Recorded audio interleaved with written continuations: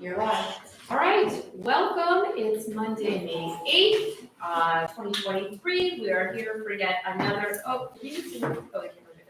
we're here for another budget and facilities meeting. We have good news that the state budget finally was approved. And thankfully, there weren't any major changes that had to affect that. So today's meeting, although we haven't had the formal budget vote, will be really an update of some things that we have put off because we were so focused on fine tuning all aspects of the budget. And with that, we're going to start with the demographic report update. So I'm going to turn it over to you, Calvin. Good morning, everybody. So the district each year, Jessica Mack actually, she gives projections for demographics, and she works with Dr. Shields also. So we did have a professional company do the demographic report, and I'm gonna let Jessica really take you through it and kind of discuss what she has seen and also the report we're showing. So Jessica. I have two handouts I want to give out. This is not for the table, and we'll, Bruce, can you help me with these actually,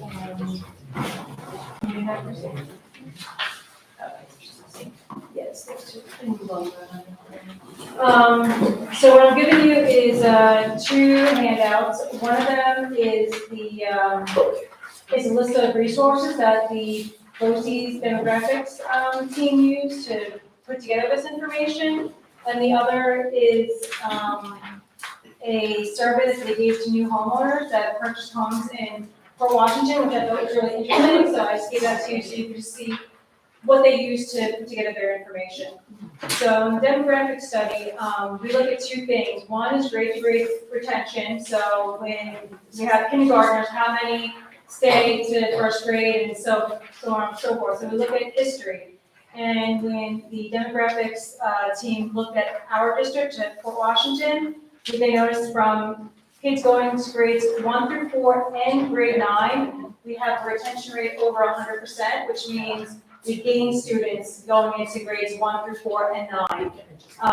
So we multiply in future years by a number that is equivalent to the past history, which is going to be like 105% or whatever they, the history showed. We also maintain students in grades 5 through 7. So that's going into 5 through 7. So in future years, we'll multiply by a percentage of 100 because it stays the same. And then we lose students going into grade 8 and then going into grades 10 and 12. So we multiply by a number that's less than 100%, like a 90-something%. So that's how we project grades 1 through 12. For kindergarten, we use something different. We use the live births.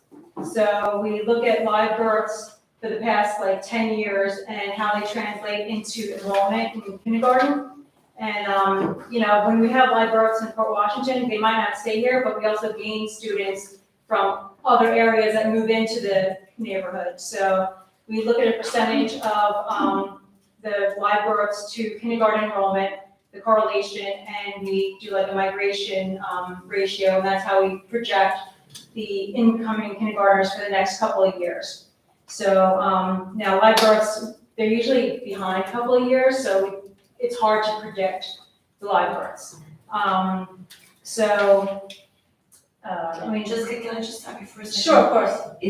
Is that how you usually do it? Both of you, both the demographer and the way you've always done it was the same process? Right, so I didn't have all those extra resources that I gave you. Okay, perfect. Yeah, so they had a lot more to work with, Okay. so there should be more accurate. So that, okay, perfect, thank you. Let's see. I just want to see where else.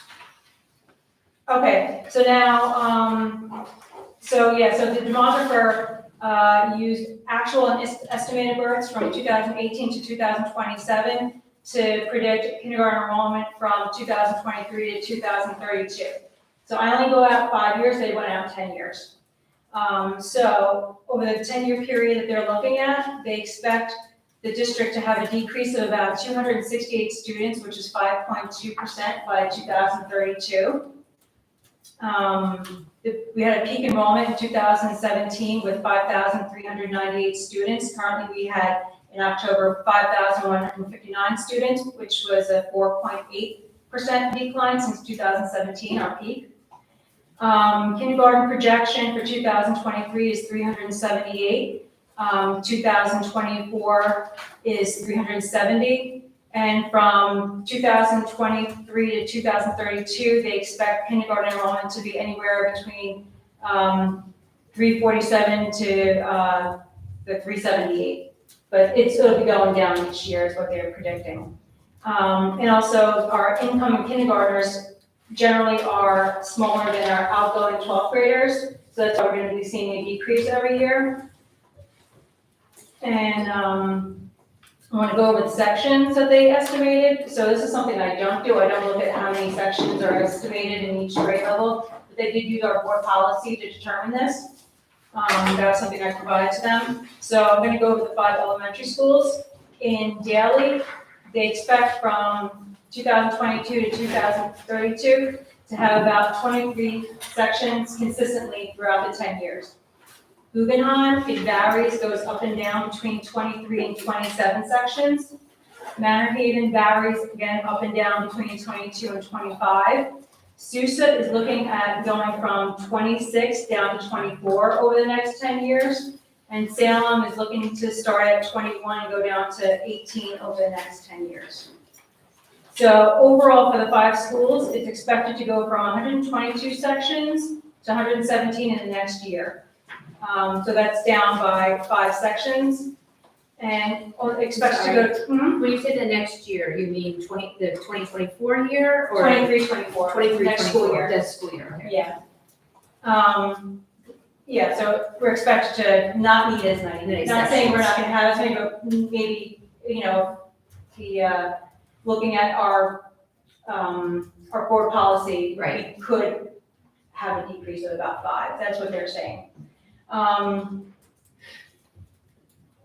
And expected to go down to 106 by 2032. So another 11 sections down. And that's just elementary school. And- 2032? By 2032, 106. So we're at 122 now. And they expect to go down to 106 by that time. Weber, we're currently at 1,216, and by 2032, they expect to be at 1,131.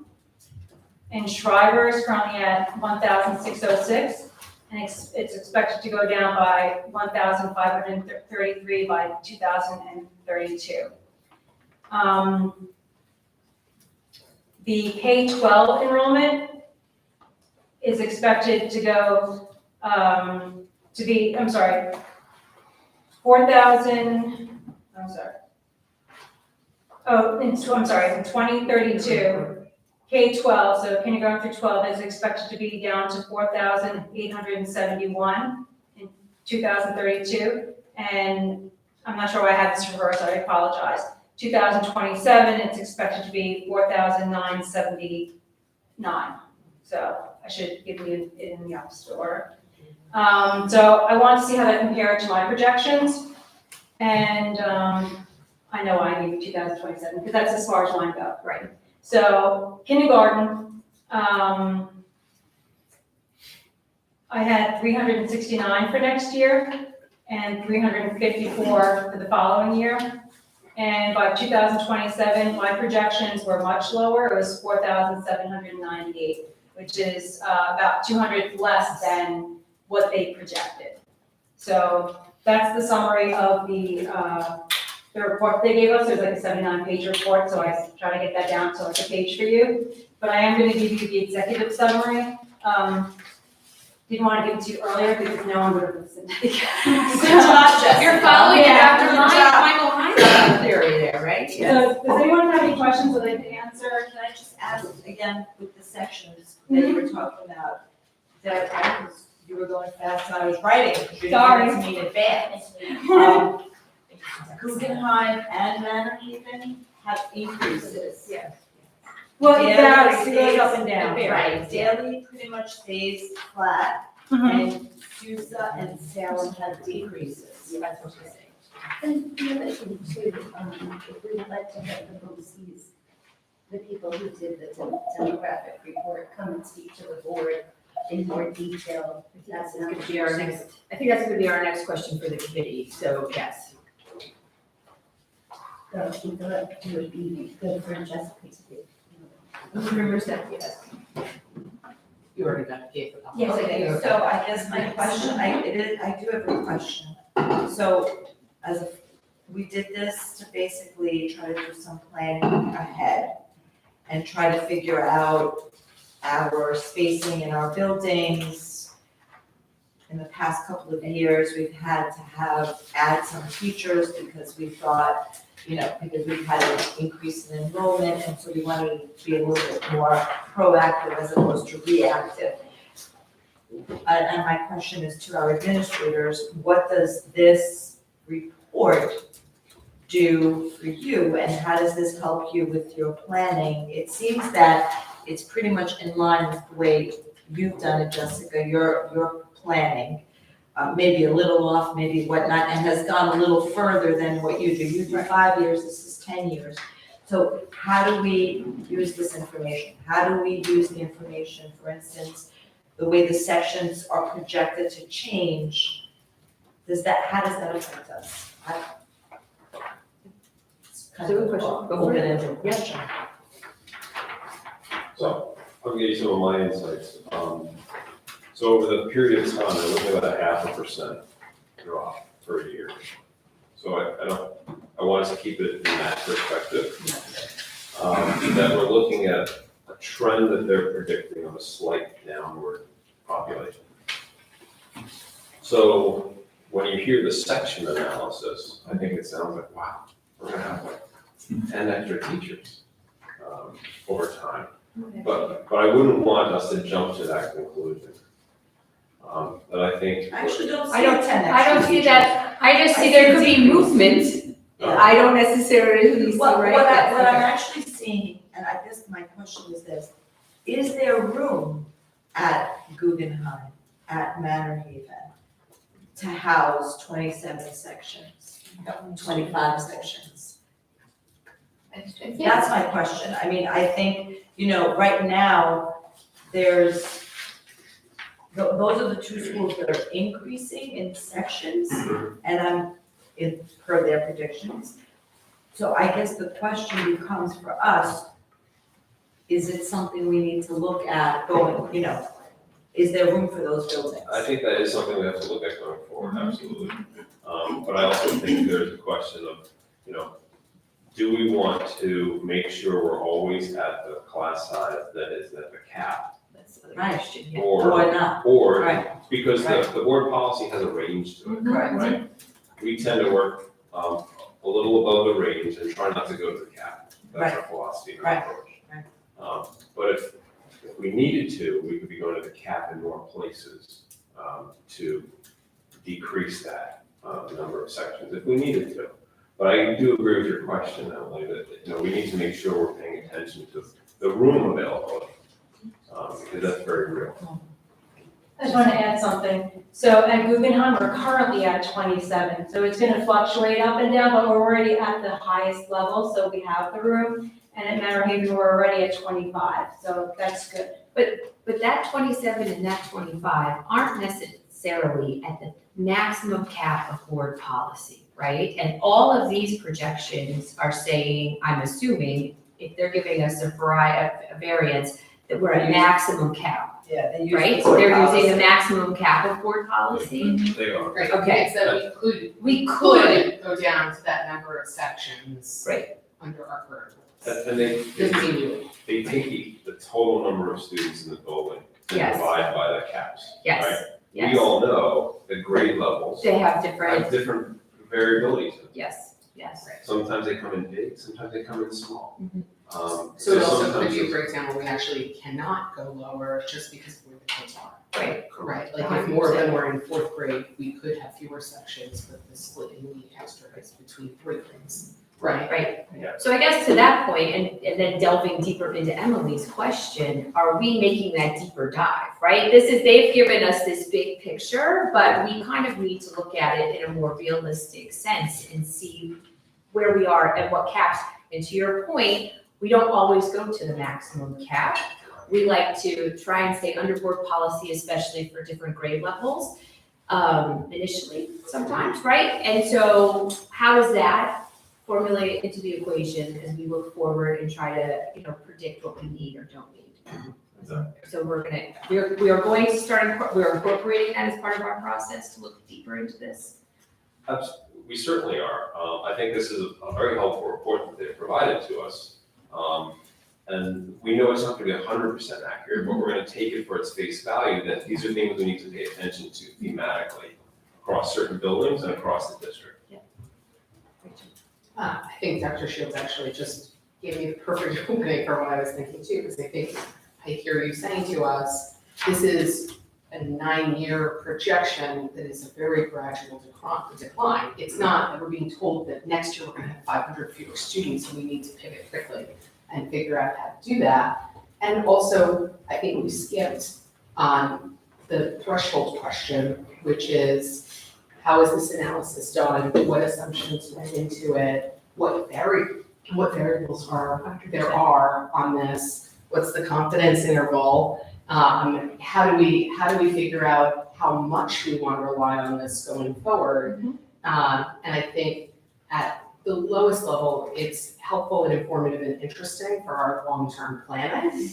But I mean, I know I would like to hear from them and have them come and be able to question them, because I know I'm immediately thinking like how, if you're looking at statistical analysis and data, our data over the last couple of years is not so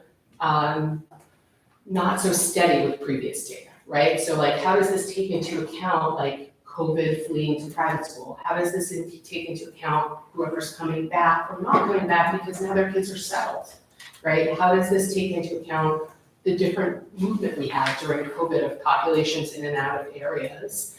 How does this take into account the changes that have just come to our train line, which may make us a less attractive suburb to be in? Or more attractive.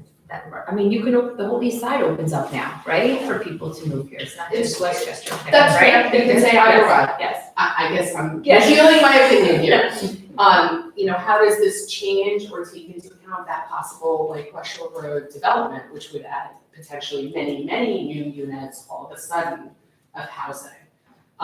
So I'm not expecting any of you to answer all of those questions. I'm just saying like these are questions we would want to ask the demographer, because I think it's interesting to understand that the demographer and Jessica are projecting a slow decline. That's something that's good for us to know, but it's a prediction. We shouldn't be making like cast in stone decisions based on the numbers.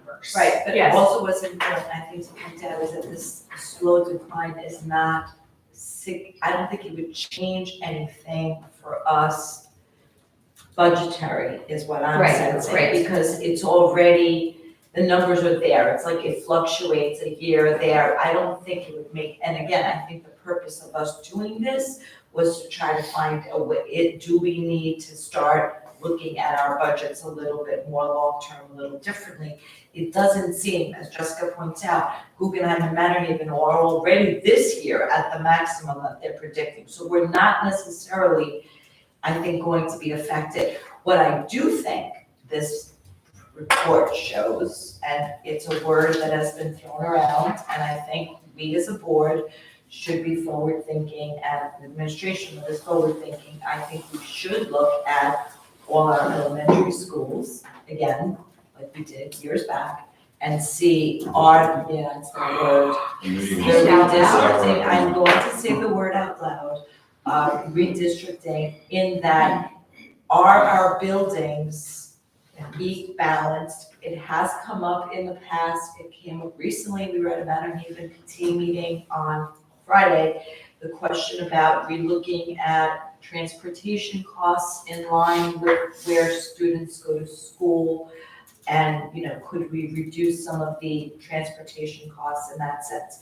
So I think keeping this information, and I think it's a long-term discussion, and it's clearly not something we're doing, next year we're gonna do it. I think it behooves us to use this information, and all the other information we have with regards to transportation costs, and try to see if we can marry a, look at a different way. I'm not saying it would happen, but I think we have to always assess, Yeah. right? That's what we've been proactive, not reactive. We're getting data that's helping us to assess and to look forward, and I think that's just part of that conversation. I have no problem with always assessing, but I think that we also should be aware that populations are gonna fluctuate between elementary schools and the normal course. We've seen that Yes. happening over the last decade anyway. We've had years where our class size is markedly different. yes.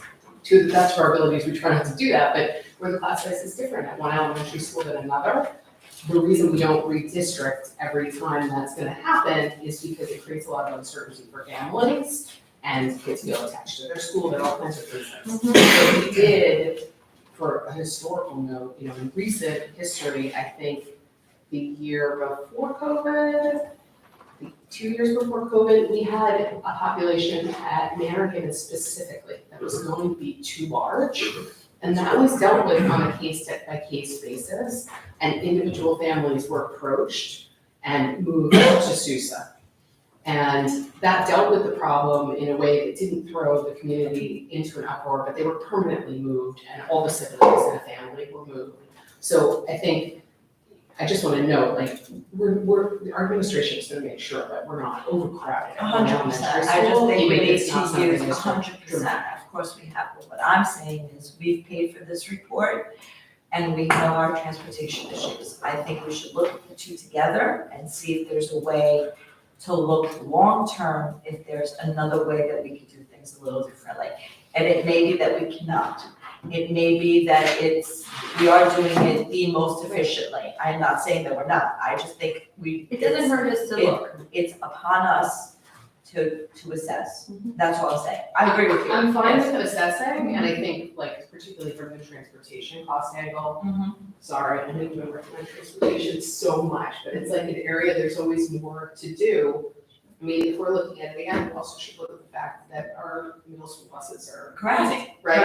Like, can we save some money there by We could staying change the within the mileage. state We will, rules, right, you know? well, we'd have to right. bring it to vote, We'd have we'd to- have to change the mileage. So I do think Right, it's but there might be, all part of there the might be another process, way yes. besides that, right?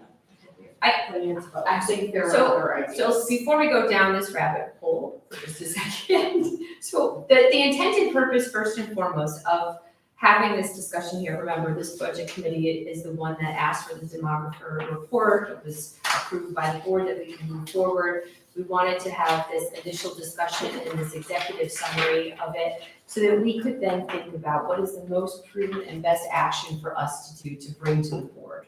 Because again, as you just even see amongst the three of us, larger conversations can and will be looking at long-term, right? And even some of the short-term. But I think the first step is as a committee, do we see ourselves wanting to invite the demographer to really go into that deeper dive with the Board of Education and having them, have that presentation, having the board be able to ask even their questions, Rachel, you want to have some of your own questions, right? And go through that analysis to then, from that point, to Emily's point, we can then maybe as a board, set up some long-term planning initiatives that we would want to on what we would like to do with this information so that it doesn't just sit on the shelf and that we continue to utilize it. So I guess, I think that that's the first step in a multi-step process. We agree, right? Like, Right, they we're should- okay. 100%. But I think, Julie, just for process-wise, I think first you need to ask the board if they want to hear from them, because we did receive this report as a board. The board may have already read the report and thought, I need to hear from them. I mean, I just. Well, I'm think- making the recommendation, Right. I'm making the The board is recommendation. gonna have to agree. And the board will have to agree that we would like to do it. If they agree, then we can move forward in scheduling it for maybe, I don't know, over the summer, or if they agree, so we can go forth and do that. Because of that, I don't know that we want to Yeah, delve we into would any want- more yeah. questions on it. I think we're good. I will look to my fellow board members. We are going to bring this to the board, so I don't know that you have any questions now, but do you have any questions? No, I'll just make a comment that I think this is something the general public should be entitled to hear, not have to watch it on video. Hence why we would bring it to the board. I'm just Yes, saying, yes, yes, this is my. yes. Agree. All right, sounds good. How's everyone else feel? Jessica, is there anything else you wanted to add for us? Dr. Shields or Dr. Hines? Everyone's good with this plan? All right, hot dog. All right, next, next on our agenda. As you're also, this is like our meeting of updates, right? So, a few months ago, we talked about the need to have some RFPs done and spend time. And we also wanted to have all of this done, and so we could put all of this onto our July reorganization meeting. As for the architects, the attorneys, the auditors, because of our new shift in communications with Shannon in that place, we have decided, I think we don't necessarily need to look at a PR person, right? We're using them on an ad hoc basis, and it's through BOCES. So do we want to have an update on those 3 entities less the PR part? Sure, so, as I'm sure you know, the districts, it's good practice every 5 years to go out for an RFP. So that's really the reason why we're doing this, not because we're happy with any of the services. So last week, we sent out to 13 attorneys an RFP. And I put May 19th as the date for them all to be received. So an RFP is a little different from a bid. An RFP is a request for proposal, and it has a date that it's due by. But they can definitely be opened prior to that and looked at. So with the attorneys, we have 13. With the architects, we sent to 11 architects an RFP with the same May 19th date. And for the internal and external auditors, we sent it to 15 different firms. So what we did there is we sent both the internal and external at the same time, so they can give us proposals for that. You wouldn't typically have a firm do both, you want two different. So once we receive them back, we would look to the audit committee to actually look at their responses. For the auditors. For the For auditors. the auditors, yes. So, and that's really the update. And so then, I guess, from this standpoint, for the architects, then there would be Brian's office, your office, that would start looking at that. And then the question about the attorneys, I know that we have before the board is, you know, the attorneys work with and for the Board of Education, so I know the board would like to be involved in the review of that RFP process.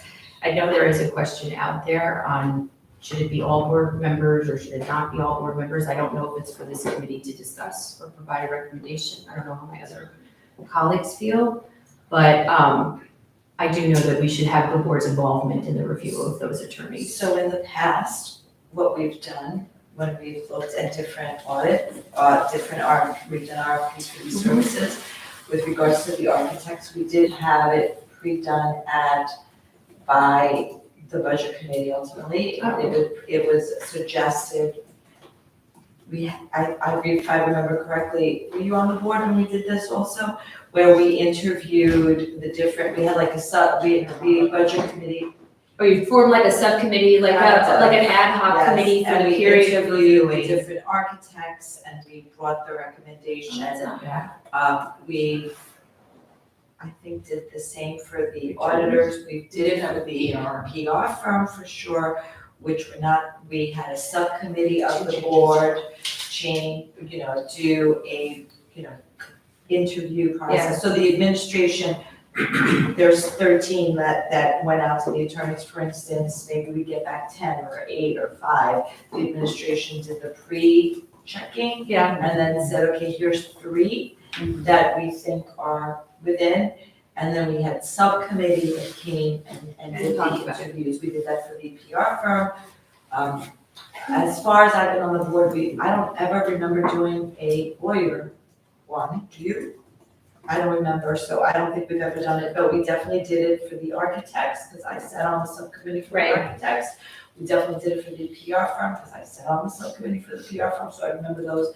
The auditors, I don't ever remember doing, but also your Should go through the turn, audit committee, Julie, yes. we've never done audit the way it was supposed to be done, unfortunately. So it should go through the audit committee, 100%. So I do believe the recommendation, my suggestion is that we give it back to the Board of Education, that we have a subcommittee of each. I'm gonna even go so far, there should be an ad hoc Yeah. board. It's called an ad hoc. And with a specific start and end, and you can set it up that But way. you're saying 3 ad hoc committees, or we hand 2. auditors. I'll give the The audit to the auditors would go to the audit committee, I mean, that's what it says in the regulations, and the architects and the arch attorneys, we could have 2 I different. mean, it's up to the rest of the Or board. we could That's have what one we've done sub- in the bid. Or we could have one ad hoc committee that's responsible for the review of the RFPs for both the architects and the attorneys, right? But that's for the board to decide how that committee structure is. I think that maybe the way that we should raise it is in the committee update, you should present to the board that we just need Give to them their figure out options. how to do Yes, this. Because I think the audit committee has rules governing. Yes. Right, but the architect and the attorneys, I think there are various choices to how we could handle this. And probably in 100%. many ways different boards handle it, so maybe we should just open it as a discussion. Okay, I will do that. Is that how you guys are fine with that? Yes, I think we could do that. All right. So we'll do that. It just so happens we have a May 19th audit committee meeting. Yes. And so I understand that the audit committee, I don't know if you have a time, was it like a 9 a.m. deadline or 10 o'clock? Yes. Our meeting's at 11. So we can incorporate that as part of the audit committee as well. Oh, very good plan. See, look at that. All right. I'll look to my board members to do good with this thing so far. Excellent. Wonderful. Now we're on to the EPC review update. And under this update, we are also going to make sure that we revisit the conversation about the Sands Point Preserve property. I'm just putting a little asterisk out there so we don't forget about it. Okay. So, Brian and I had a Zoom call with Matt Stanberry and Michael Callander of Highland. They're actually an organization that does electric bus purchases for school districts via energy performance plans and contracts. So they actually would look at your infrastructure, figure out what it would take electric-wise. They actually purchase the buses and you basically lease it from them, but at the end you own it. And they maintain it through the course of the entire agreement. So when we were speaking with them, we let them know about the energy performance contract that we're looking at. So I'm gonna let Brian discuss how far we've gone with the EPC company as well. So they both are EPCs, so just to make it clear, essentially, we'll refer to them as a building EPC and then as a bus EPC. Port Washington may be in a very unique position to either have them be done jointly or collaboratively. There is one school district in Brooklyn right now that is doing what they refer to as a teaming agreement with 2 separate EPCs. But they're symbiotic because if we were to build a bus fleet through an EPC, we would need somewhere to house and maintain those buses, which you couldn't do through a bus EPC, but you could do through the building EPC. So we are already, there's been a flurry of activity for the building EPC. There's been multiple solar companies in. They've been doing some roof structure analysis to see where we can accommodate solar. Just more of those walkthroughs, a little bit deeper dive than during that RFP process. And they've been in for a few weeks with myself and Bill, the team. We've been assigned some project managers, and we did put those 2 companies in communication with each other to see if it's something that would be most beneficial for Port Washington to explore at the same time, or if it would make more sense for those 2 things to happen together or jointly. But this audit process, this forensic audit takes about 90 days. I think that was the initial assessment they'd given us, so we're just starting that. They've installed some utility meters in some of our boiler rooms that's measuring some of the stuff we're using. SMAC has provided us with the billing over the last 5 years, so they really looked into that. This winter, we had a pretty easy winter, but they want to get some forensic data on some of the past winters and heat we use. So all that's taking place, and we're gonna keep on moving. So do we, go ahead. I would just, if I could add, it's kind of exciting because I know the bus EPC and the building, they're kind of looking forward to the opportunity of possibly doing something together because It sounds like it would be a good Sounds opportunity like for us it to would. do it Yes. together, right? and also though there's no other schools doing this yet, so I think it would be, and we expressed to Highland, you know, we don't have staff to do this, it would have to be gradual, and so, well, that's all part of the EPC, they would do the training for maintaining electric buses, they would make sure we have all of the tools we need to actually be successful, so. And they would provide the buses, is that what I heard you Yes, say? and the because if they do infrastructure. purchase the buses, they get bigger discounts because they buy. And we would Right. lease them, so, We would lease them, but there are buses, like at the end of so 10 kind years. of, so it would be something that would be budgetary, kind of It like would how have we to do come, the it would have to laptops. come from the savings of what we spend on the contractual buses. They actually are able to get rebates that we wouldn't be able to receive because of their size and of. Interesting. Yeah. So the EPA provides a lot of federal money for taking, again, similar to the building, you can see they're looking at the energy expenditure. And I'm looking at who's paying it, whether it's a fleet of buses, whether it's the schools, all they're looking at is this is how much energy It's going. Fort Washington is spending right now to get these kids from here to there. And if they switch to electric buses, that energy is gonna come down from here to there. And the savings is, accomplished by us, but Do we have an idea of how big of a fleet we would need to, would it be 40 buses, would it be 20, would it be It would 100? probably be about 40. I believe we have 37 routes. So, but then we need smaller ones, those private Right. runs. So- Do we think that, this is building onto your land question. Yeah. Do you Well, think, I'm not there yet, but yes, go right But there. I'm just Yes, you're gonna dive go right into there, it. yes. Do you think that it would be something we could house the buses? I mean, is that what we're thinking? That's what we're hoping, because there's 5 acres there, and, this could be a solar farm, basically, where the buses are, you would still have to have electric, coming there, so, because you're not gonna generate enough from the solar for the Right, buses. Right. And then something interesting too, at one of these seminars I went to, you still have to have a generator, a gas generator, Yes. You I saw that too, because it goes out, to yes. actually make sure you have buses that can run. Oh, this is Which seems hysterical. counterintuitive, Yeah. but, so. another way, and that's again what really makes this process potentially symbiotic is the building EPC doing that solar farm Right. already, taking that land, Right. putting it use, and then now using it to house the buses, Oh, using it that's for the nice. infrastructure. Another real opportunity for the district to gain some of that EPA federal funding is energy use ties in the summer. The buses are not used in the summer, so they actually use the buses to store the energy and backfill the That to grid. the grid. Wow. Get an exponential rebate for that to cover a lot of the infrastructure costs. Because we're actually using our buses to harvest that energy, use it at peak times of days, because the buses are in the yard and functioning as a storage for the grid. So a couple quick questions on this process-wise. So when are our 90 days up? I'm not sure the official start date for renew. I don't think it's an official 90 days, I think that's an approximate. Approximate, but so, okay, we're so about they a have- month into it, so Okay. probably, By this summer, yes, we should be hearing something by this summer. honestly. And then, so you've put these two companies together and asked to see what direction that they want to with the suggestion, really, that collaboration and teamwork was probably the direction we're recommending. Sure, both companies seem very interested in it, and there's, I'm sure, a lot of, and there's multiple ways to do it. They can- Okay. They can literally join the EPC process, or they can do, what, again, we referenced a school district, or a New York City school district or areas doing this, a teaming agreement, where there are independent EPCs, but they're serving the same purpose. Would we have an additional cost to do this audit right now? We outlaid a little bit of money to renew. Would this be something, if they team together, we would have to consider as a budget, as a board? In neither process is there really a cost to the district, and all of that audit is absorbed by the project. Right. So I can't say that it wouldn't be more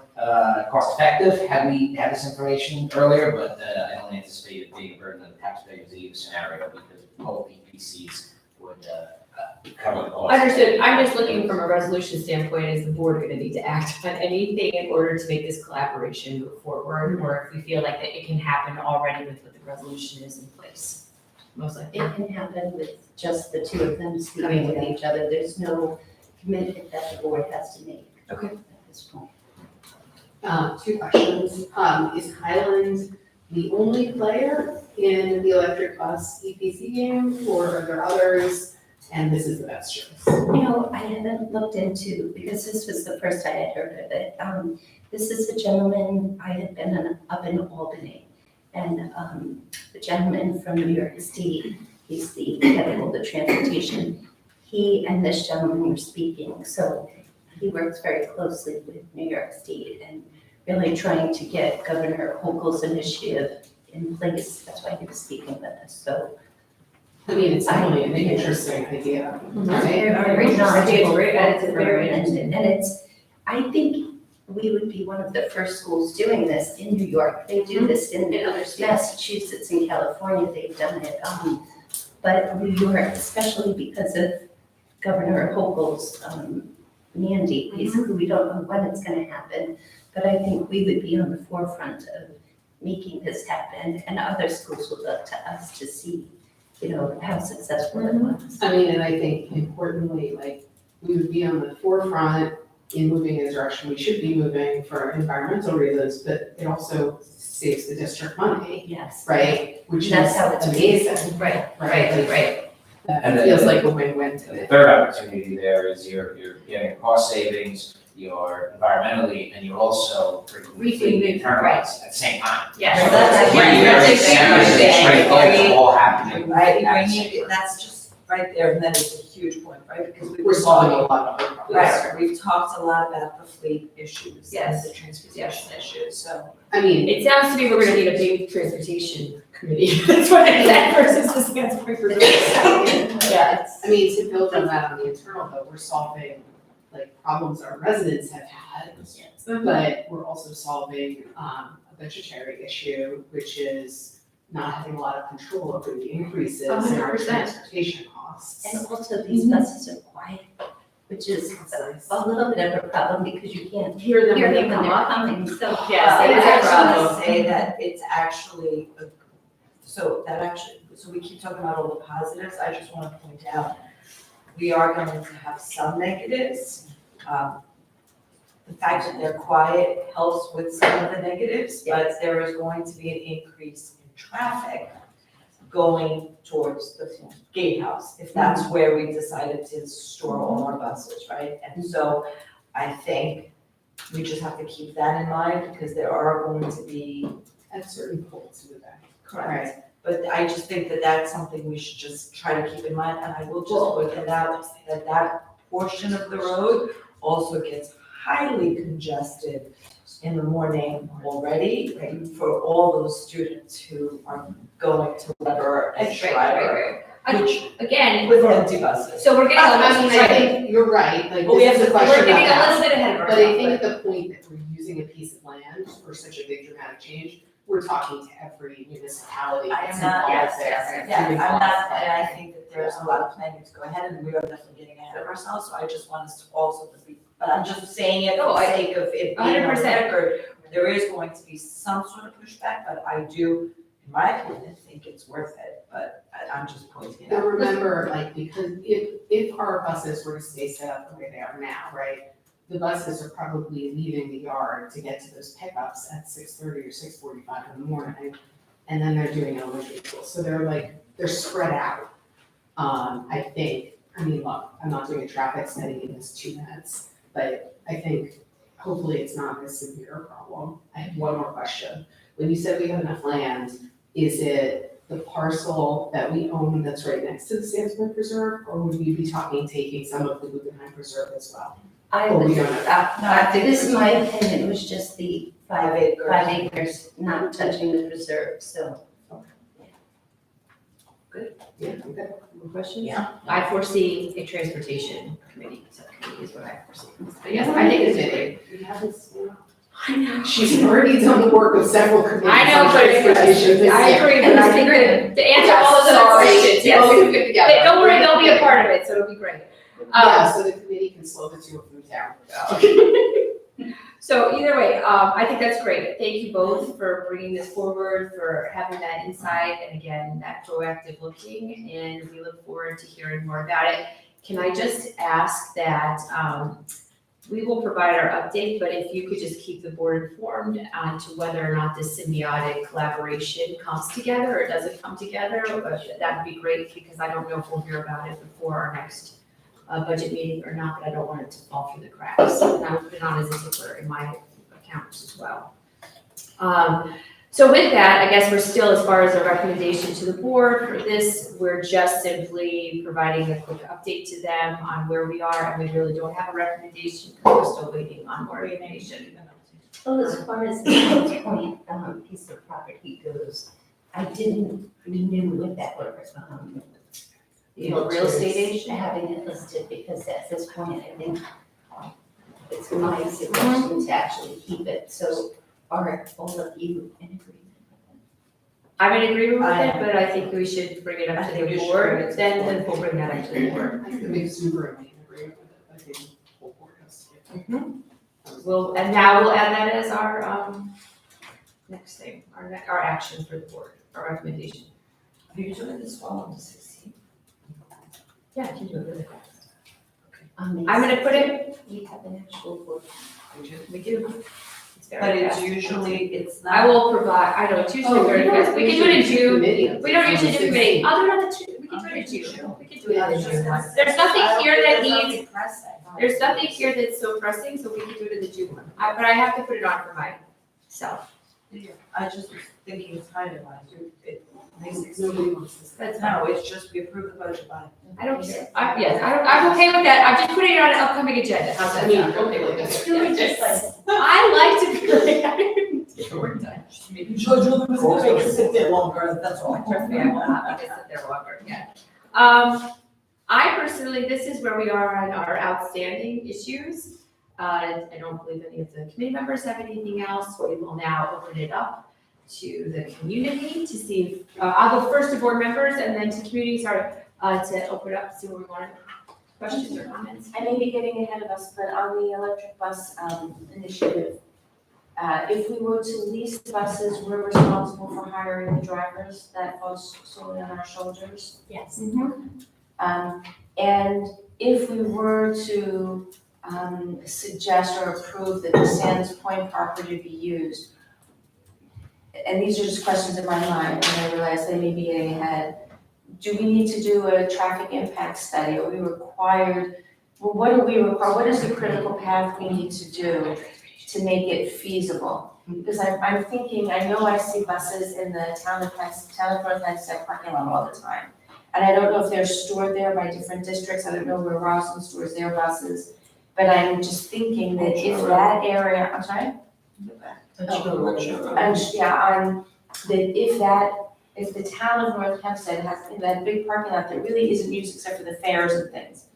I mean, it's never full to capacity. I don't know if that's a potential partnership and if there's an opportunity to build solar there because it's already cleared. There's no land that has to be cleared and there aren't the same traffic issues as going up Port Washington Boulevard that then becomes Middle Neck Road through Port North, and I mean, even right through here, right, it has to pass through this whole area. So it's just a question, in terms of where we can park these vehicles, and if it makes sense, financial sense, logistical sense, over what we're thinking, that's just a thought. Right, one of the conversations with Highland, I said to them, there's no electric there now and it's all rural. So we have to see what is that cost going to be to actually make it a facility that's worthwhile. That's all something they'll look into, because if we don't generate the savings, then it wouldn't be worth it. And I said, also, what about having partnerships with other schools that have to go electric also? Because then if something similar to what you're saying is, if we had an area that surrounding schools, we could do some kind of electric bus facility. Would that make more sense too? So they're very open to looking into solutions for us because they want it to be successful. And I know Governor Hochul wants it to be successful. And I think if we're open-minded and we're showing that we're trying to move forward with this initiative, I think that's positive for us, and I think it's good for our students too, because they see that we do care about our environment, and we're trying to make a change. Towards your community members, yes? Okay, I just want to go back to the demographic survey, of course. And back in September, part of the census was to look at the socioeconomic characteristics as well as the of each household. And I would just suggest that the board also take into account in the survey what the survey is predicting for possible E&L section increases or decreases that would be necessary, as well as if there is more shift in socioeconomic, or what is the predicted shift in socioeconomic demographics for our counseling and our social work need. There, is there any, or is, the question is there a detailed projection for that? Right. Specific, and not just looking at it in terms of overall numbers of sections. You know what, can the demographer come and speak with the board, we'll ask them to address that as well, because it's a really good point. Yep, you're right. Okay. One comment, one question, if the full report is gonna be available online, because I'm not sure if it was a I'm assuming because it had to come here first. So if it's available online, the full report, not just the summary. And then the only comment would be for the question about the redistricting that was brought up at the Manor Haven meeting last week. We just wanted, Manor Haven would like to clarify that PTA did not bring up that question at all. It was one single parent that brought it up. That was it. Okay, great. It's my estimation, Ms. Alvarez, that if it's gonna be a discussion point, then we would get that from the report on there. I don't know if there's anything controversial or executive privilege in that regard, so we'd be able to include it as for reference for the community as well. Thank you. Anyone else? 9:54. I think we did a great job, yay. We had a few late meetings earlier, but June 12th is our next meeting. I would just like to ask here, because we didn't do it in this particular meeting, but if it's all right with the committee, I'd like to take another opportunity on June 12th to reflect on our budget process, do kind of a self-evaluation on if there was any direction we should do, if we liked how this committee ran this year, if we liked how we kind of laid out a template of things, or if there was anything else that we should have done differently, and kind of provide that feedback back. So I just am saying it out loud to committee members so that they can ponder it as part of the discussion if you're in agreement. Yeah, sure. But then, and then for the same for you, is that way now we've had 2 years in this process to see and make sure it's working the way we want it to, or if we want to tweak it any, if everyone else is okay with that. All right, and we'll look if we have anything else to discuss as well, but that would be one of our items. Okay, Excellent day. fantastic. Thank you, Jessica. You guys get me on that. Oh,